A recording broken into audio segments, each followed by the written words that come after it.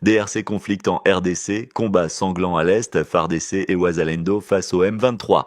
Dans les montagnes sombres et les plaines ensanglantées de l'est de la République démocratique du Congo, les jours se succèdent et se ressemblent. Bruit de bottes, tirs d'artillerie, population fuyant leur village et récits contradictoires qui envahissent l'espace médiatique. L'heure n'est plus aux faux semblants. Les Congolais veulent des réponses, des actes, une véritable stratégie pour libérer leur territoire. Aujourd'hui, nous vous emmenons au cœur de ce champ de bataille où le destin de la nation se joue dans la douleur, mais aussi dans l'espérance.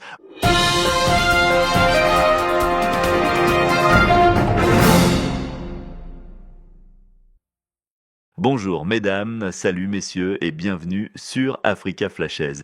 Ici, nous sommes vos Ouazalendo numériques, la voix d'un Congo debout, celle d'un peuple qui refuse l'esclavage moderne et la manipulation, qui rejette les prétextes d'une guerre hybride imposée par des puissances étrangères, utilisant des proxys comme le M23 et l'AFC. Cette guerre n'est pas seulement militaire, elle est psychologique, médiatique et économique.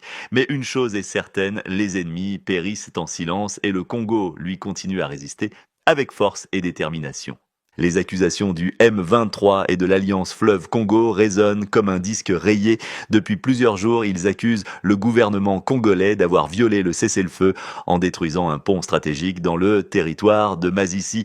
Ils parlent de sabotage, de crimes contre l'humanité. Pourtant, la vérité est ailleurs. Détruire un pont dans un cadre militaire est une manœuvre classique. Couper les voies de ravitaillement, affaiblir l'ennemi, le priver de son soutien logistique, mais tuer des civils, violer des femmes, enrôler de force des enfants, piller des villages entiers, voilà ce qui constitue un crime contre l'humanité. Et sur ce terrain, le M23 et ses parrains rwandais ne manquent pas de preuves accablantes. Le 28 septembre 2025, les affrontements autour de Masisi et de Sake ont pris une intensité rare.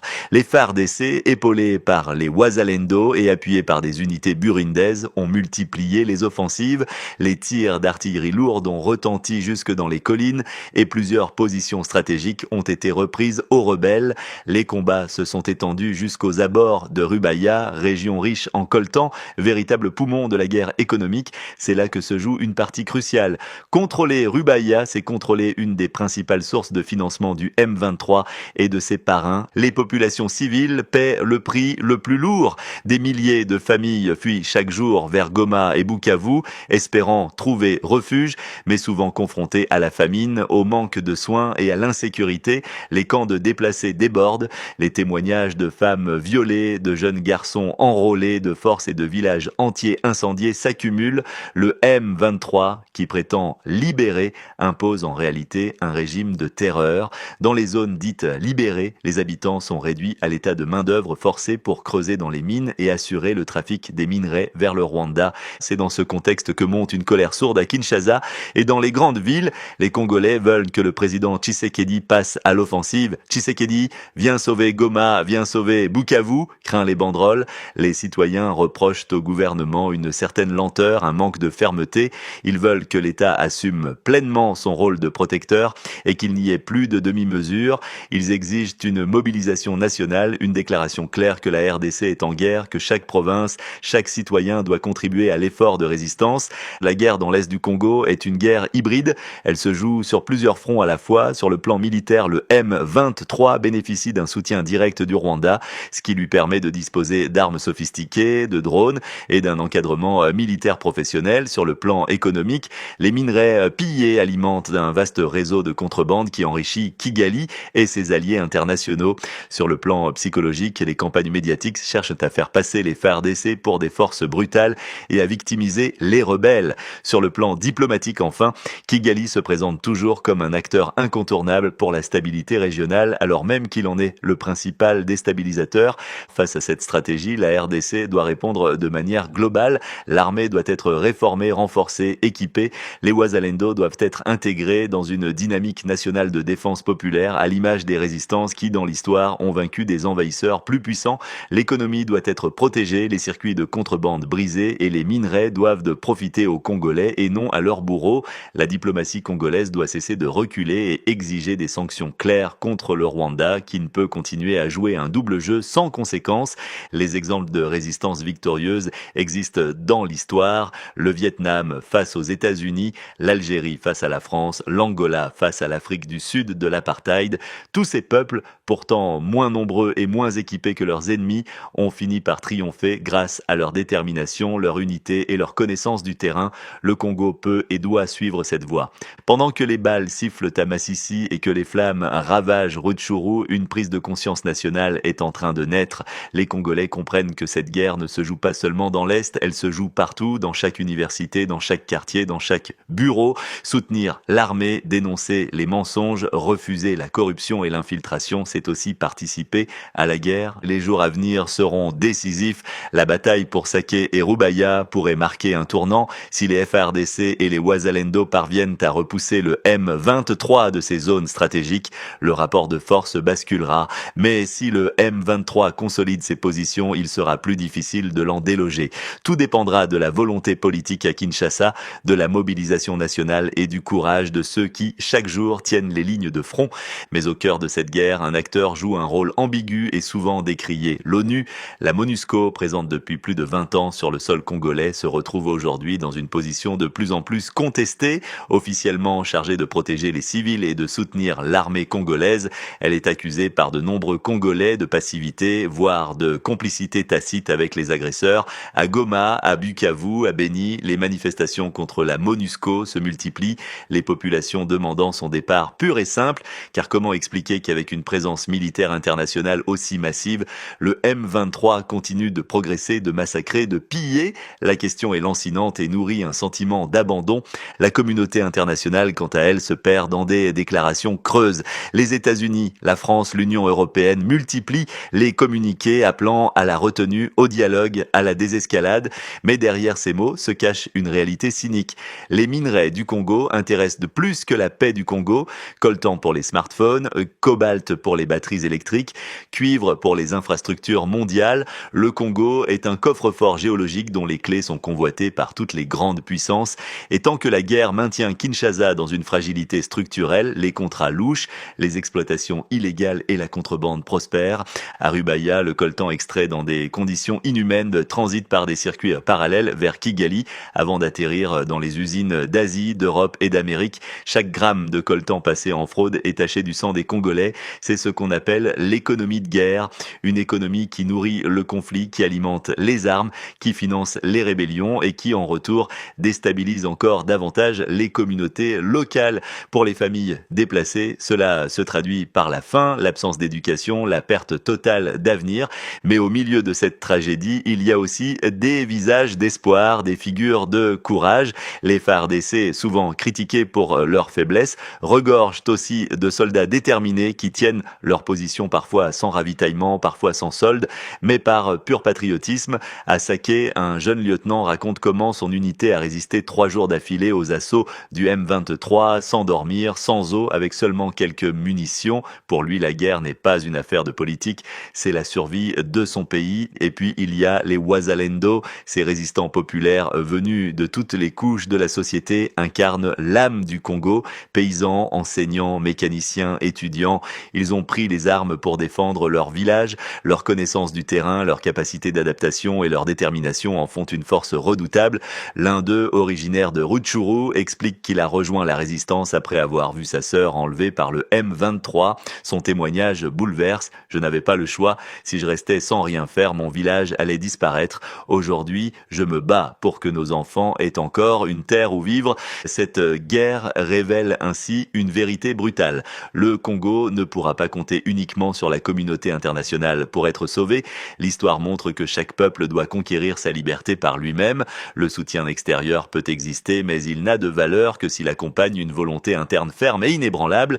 C'est là que réside le défi pour Tshisekedi et son gouvernement, transformer cette résistance populaire en une véritable armée de libération nationale capable d'unifier toutes les forces et de frapper l'ennemi là où ça fait mal. 3 scénarios se dessinent aujourd'hui. Le premier est celui de la victoire progressive. Les FARDC réformés et soutenus par les Wazalendo reprennent le contrôle des zones minières, repoussent le M23 au-delà de la frontière et imposent une nouvelle donne sécuritaire. guerre. Cela nécessiterait une mobilisation totale, des moyens conséquents et un appui diplomatique solide, notamment auprès de l'Union africaine et de la SADC. Le deuxième scénario est celui de l'enlisement. Les combats continuent, les territoires changent de main, mais aucune victoire décisive n'est obtenue. Le pays s'épuise, les déplacés se multiplient et l'Est reste une plaie ouverte. Ce scénario prolongerait l'instabilité, affaiblirait l'État et maintiendrait le Congo dans une dépendance structurelle vis-à-vis de l'extérieur. Le troisième scénario, le plus redouté, est celui de la partition de fait si le M23 consolide ses positions, s'il installe une administration parallèle durable et si la communauté internationale finit par reconnaître implicitement son contrôle, alors une partie de l'Est pourrait échapper définitivement à Kinshasa. Ce serait une catastrophe nationale, une amputation inacceptable qui remettrait en cause l'intégrité territoriale du Congo, pourtant garantie par la Constitution et par l'histoire. L'avenir du Congo dépend donc d'un choix clair, la résistance ou la résignation. Les Congolais, eux, ont déjà choisi, ils veulent résister. Ils veulent un pays debout, libre, souverain. À Kinshasa, de se montrer à la hauteur de cette aspiration, d'abandonner les demi-mesures et de déclarer ouvertement que le Congo est en guerre. Pas seulement une guerre de l'Est, mais une guerre nationale où chaque citoyen doit être prêt à contribuer. Car au bout du chemin, au-delà des souffrances et des sacrifices, il y a une promesse, celle d'un Congo enfin libéré, maître de ses ressources, respecté par ses voisins et écouté sur la scène internationale. Un Congo où les enfants de Massissi, de Rutshuru, de Walikale et de Goma pourront grandir en paix, aller à l'école sans peur, rêver d'un avenir digne. Merci d'avoir suivi cette longue édition spéciale sur Africa Flashes. Vos likes, vos partages, vos commentaires ne sont pas seulement des gestes numériques, ils sont une arme dans la bataille de l'information, un moyen de montrer que le Congo refuse la manipulation. Ensemble, nous sommes la voix d'un peuple qui ne se laisse plus réduire au silence. Que Dieu bénisse nos soldats, nos résistants et toute la République démocratique du Congo. À très bientôt pour une nouvelle mise à jour du front. Ciao! La devise américaine, le dollar, a enregistré une chute vertigineuse ces derniers temps. Un dollar américain se négocie entre 2450 francs congolais et 2500 francs congolais contre 3000 francs congolais il y a 2 semaines. C'est la résultante de la politique menée par le gouvernement de la République que dirige Judith Suminwa Tuluka. Le dollar n'a changé à 25. Mais tout ça, on a 25, 526, mais partout les télé, il a 25. Moi, j'échange le dollar américain à 24 000 francs, tantôt 25 000. Mais tout dépend. Si l'offre devient intéressante, il y a beaucoup de demandes. Là, je majore un peu. Le vice-premier ministre de l'économie explique cette baisse du dollar américain face à la devise congolaise, le franc congolais. Les Congolais auront noté que la parité dollar-franc congolais a connu un changement assez drastique ces derniers jours. Ce changement résulte de la bonne coordination entre la Banque centrale et le gouvernement. Les efforts vont se poursuivre pour stabiliser davantage la monnaie.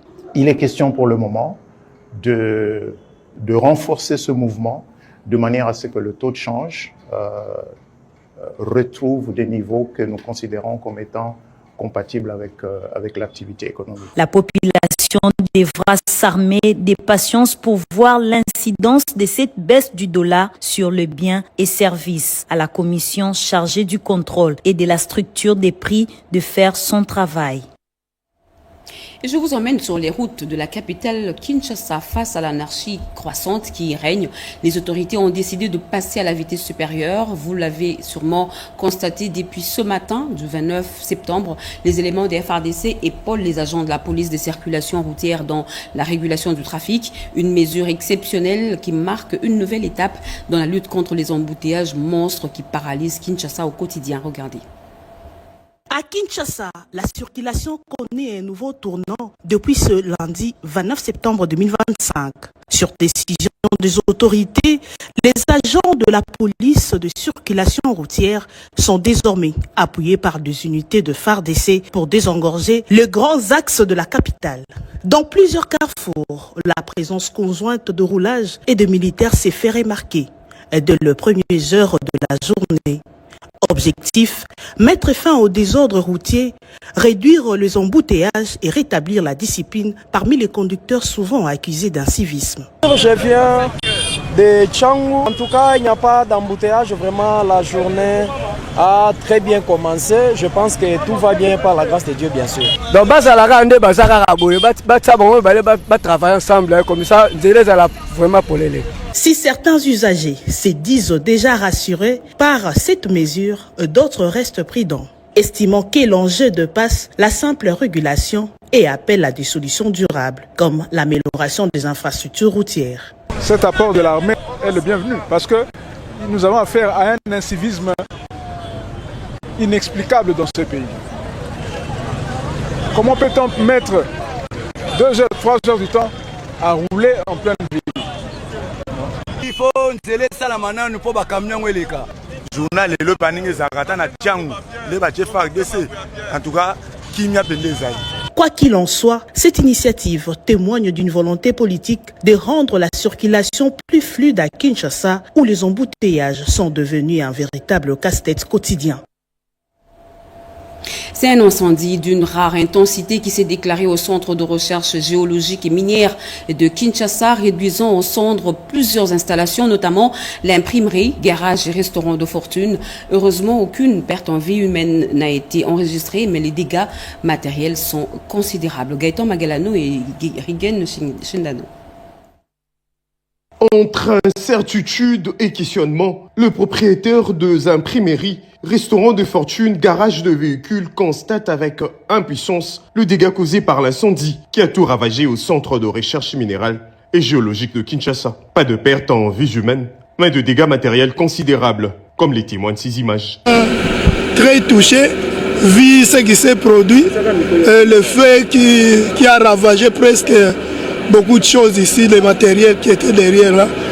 Bon, heureusement qu'il n'y a pas eu mort d'homme ou un incident grave, mais ça nous fait très mal de voir le feu consumer comme ça les biens du centre.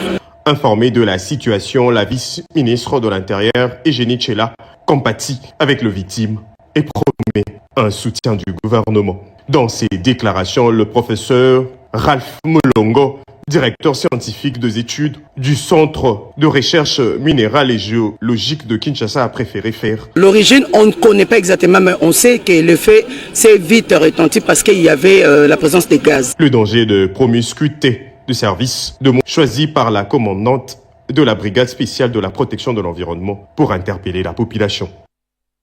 Et parlons de cette grande parade que vient d'organiser la Direction générale de secours et d'incendie sous la conduite de son superviseur Okito Djeko. Ce dernier a appelé les sapeurs-pompiers à la discipline et à la réactivité en cas d'urgence. Cette unité de soldats de feu a saisi cette occasion pour plaider pour leur prise en charge administrative adéquate. Renette Koulonga.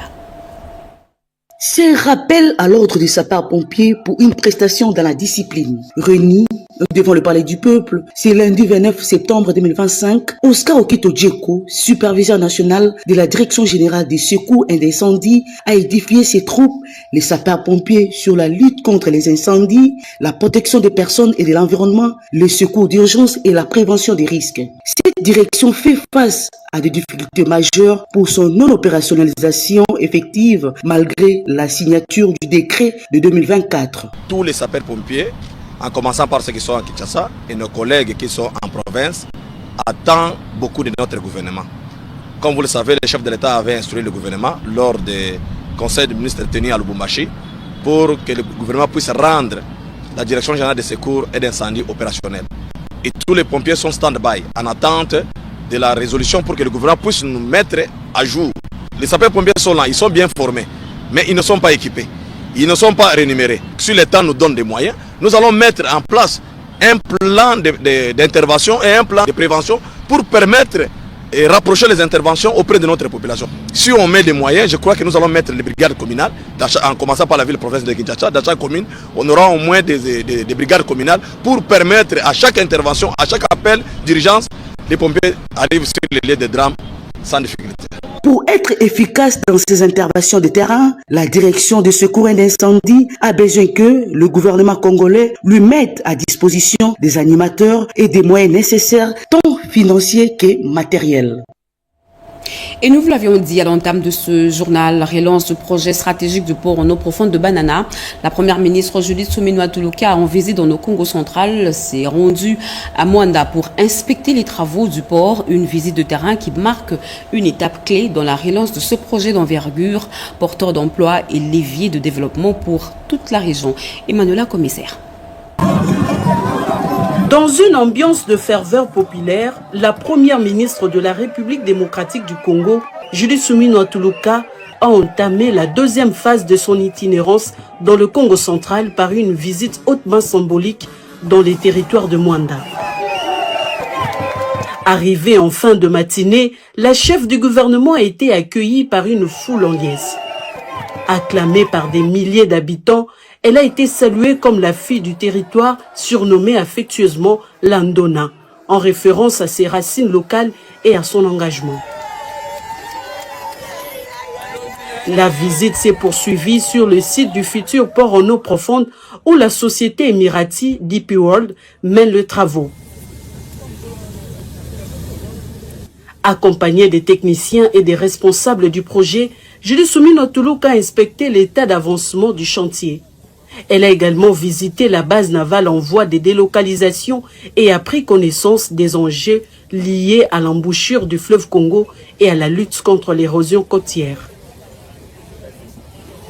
Destiné à accueillir les navires de gros tonnage, le port de Banana sera le premier port en eau profonde de la RDC. Il permettra au pays de s'affranchir de ports étrangers pour ses importations et exportations et deviendra un axe logistique majeur pour les minerais.